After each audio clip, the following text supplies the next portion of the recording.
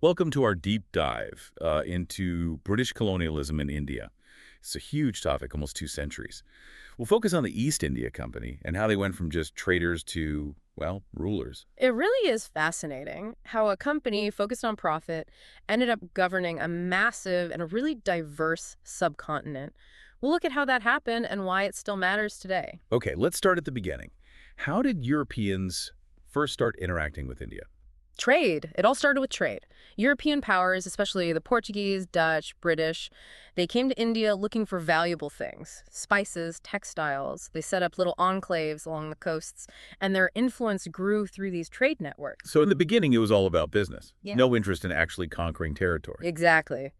Early on, most European agents, with a few exceptions like, say, Warren Hastings, didn't know much about Indian languages or customs. Their main goal was to get good trade deals and set up profitable trade routes. And the East India Company, they were a major player even in this early phase. Absolutely. The East India Company, started in 1600, was a purely commercial operation. They set up these trading posts along the Indian coast, mostly focused on textiles, spices, things like that. They were operating within the existing Mughal rule, which was still a powerful force at that time. So still just traders then, not rulers. When did that change? Well, the Mughal Empire starts to decline in the 18th century, and, that created this power vacuum. This was an opportunity for the East India Company. They had their own private army, and they started using it more and more to intervene in local disputes, power struggles. So they saw a chance to take advantage of the instability. Yes, in a way. They started making alliances with local rulers, often playing one ruler against another. This helped them gain territory and expand their influence beyond those initial trading posts. It sounds like they were playing a very clever game, this power politics. Was the British government back in England involved in this at all? Oh, definitely. The British Parliament saw the potential wealth and power India offered, and they started taking a more active interest. They began passing what were called the Regulating Acts, trying to control the East India Company, make them more accountable to the Crown. So Parliament was trying to, what, rein in the company's power? But maybe also starting to see the potential for direct British rule in India. That's a sharp observation. The creation of the Board of Control in 1783 was a big step toward Parliament having more control over Indian affairs. It was kind of laying the groundwork for what would eventually become the British Raj. It's interesting how a business could get so powerful that it ends up attracting the government's attention and control. This makes me wonder, when did the East India Company actually go from traders to rulers? Was there a specific turning point? It wasn't one single event, it was more gradual. But a key moment was the Battle of Plassey in 1757. I've heard of that. Wasn't that a major victory for the East India Company? It was. The company's forces, under Robert Clive, they defeated the Nawab of Bengal. This gave them control over Bengal's resources, especially their textile industry. It was very lucrative.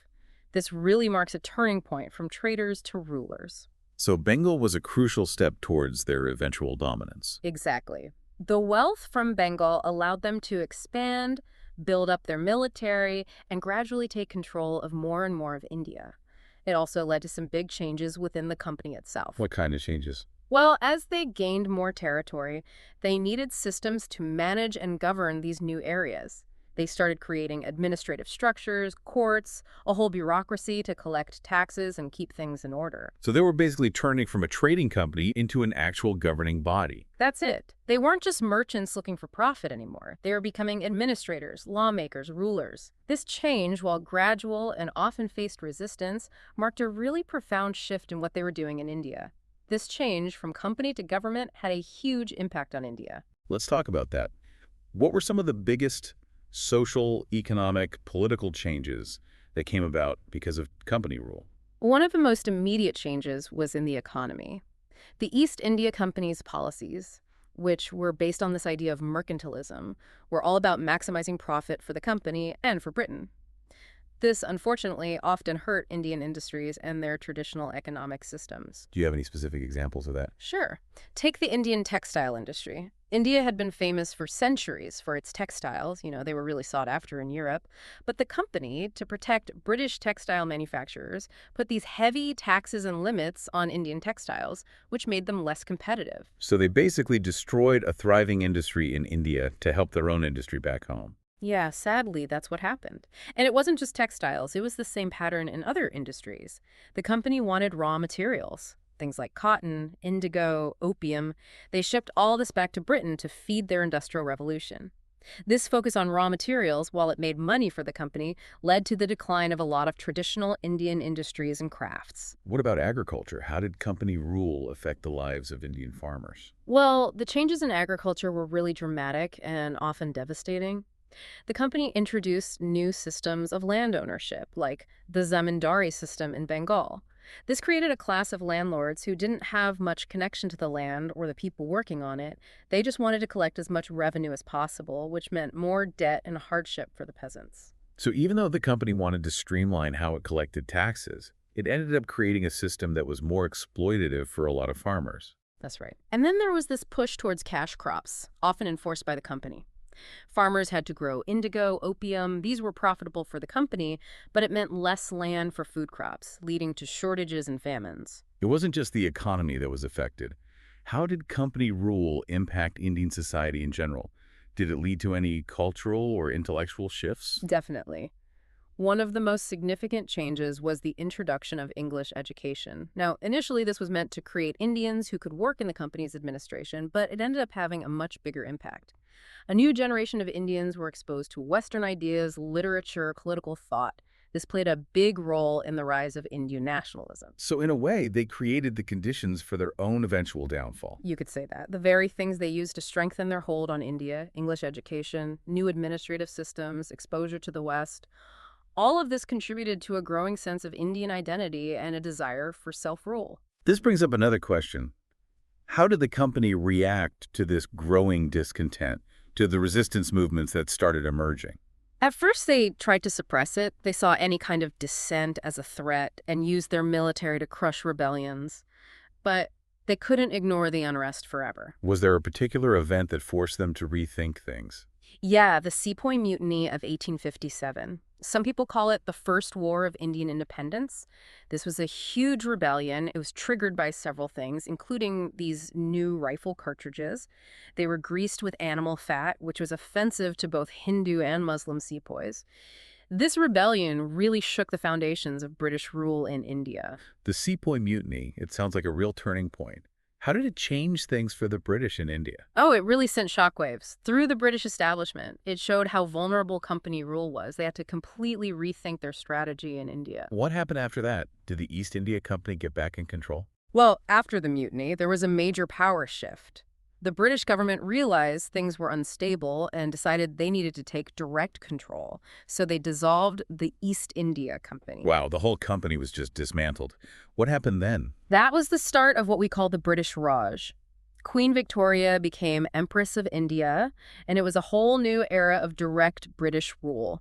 The administration became more centralized, more bureaucratic. It was all about strengthening British power. So it was like they were tightening their grip after all the chaos of the mutiny. Exactly. They wanted to prevent future uprisings and make sure their colony was stable. They appointed a viceroy who represented the crown, and they created this whole system of provincial and district administrations to govern this huge area. Did this new system change anything for ordinary Indians? Did the British try to address any of the problems that had led to the mutiny? They did try to make some reforms. They realized they couldn't just rule by force anymore. They made some changes to the land ownership systems to ease the burden on peasant farmers. And they invested in things like railroads, canals, telegraph lines.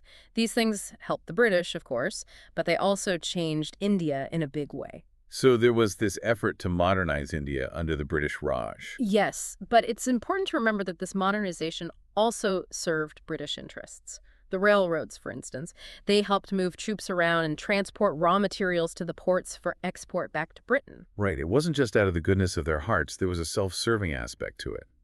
Did this new way of governing change their attitude towards Indian culture and society? There was a shift, definitely. After 1857, the British realized they needed to understand Indian culture better if they wanted to keep things stable. They were more careful, trying not to do things that might cause more unrest. So they were trying to avoid the mistakes that led to the mutiny. Precisely. This new approach meant they tried to work more closely with Indian elites. They started appointing Indians to advisory councils, giving them some roles in the lower levels of the administration. But this doesn't mean they were willing to give up control. The British still believed it was their right to rule India. They had this idea of a civilizing mission. So even with some changes, they still felt superior. Yes, absolutely. This paternalistic, kind of condescending attitude was there in everything they did. They still thought of Indians as needing their guidance. And the funny thing is, their efforts to instill British values and systems, it backfired. How so? Well, the more English education spread, the more Indians were exposed to ideas like democracy, liberty, self-determination. And this, in turn, fueled the growth of Indian nationalism.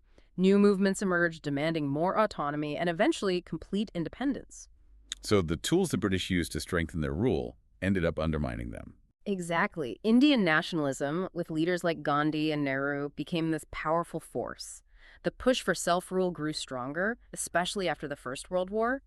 The British had to make concessions. They introduced some reforms, like the Government of India Act of 1935, which gave limited self-rule in some provinces, but it wasn't enough. People wanted full independence. It sounds like the British were in a tough spot. They wanted to keep control, but there was so much pressure for independence. It was a balancing act that just couldn't last. The nationalist movement, fueled by years of resentment, was unstoppable.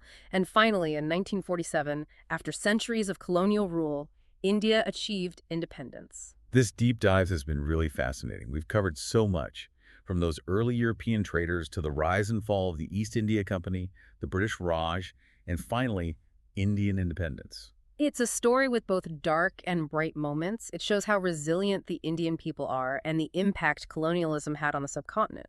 What we've talked about today is really just the beginning. There's so much more to explore. Absolutely. And our listeners, we encourage you to keep learning about this period in history. There are so many stories to uncover, different perspectives to consider. Keep diving deeper into this fascinating period. And we'll see you on our next deep dive.